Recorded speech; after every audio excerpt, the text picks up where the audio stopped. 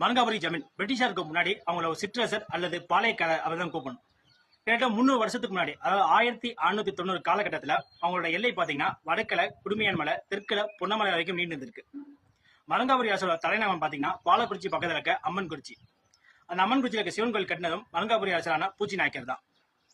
தொண்டைமான் சிற்றரசரான நமன தொண்டைமான் மற்றும் ரகுநாத ராய தொண்டைமான் சேர்ந்து மலங்காபுரி அரசர்கிட்ட போரிட்டு இந்த அம்மன்குறிச்சியை கைப்பற்றாங்க. ஒரு காலகட்டத்தில் நமன தொண்டைமான் மலங்காபுரி அரசர் பூச்சி நாயக்கருக்கு ஒரு தூதர் அனுப்புறது, அதாவது பாலக்குறிச்சி பக்கத்தில் இருக்க ஒளியமங்கலம் தங்கள் சொந்தமான ஊர், அதை நாங்கள் கைப்பற்ற போறோம், அதனால உங்களுக்கு கால்நடைகள் அதாவது மாடுகளை ஓட்டி செல்லுங்கன்னு சொல்லிட்டு தூதர் அனுப்பாரு. இதை கேள்விப்பட்ட பூச்சி நாயக்கர் ஒரு 50 வீரர்களை அனுப்பி ஒளியமங்கலத்தை பாதுகாக்க சொல்றாரு.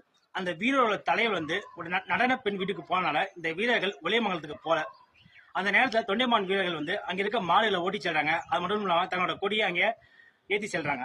இதை கேள்விப்பட்ட பூச்சி நாயக்கர் தான் அனுப்பின 50 வீரர்களோட தலை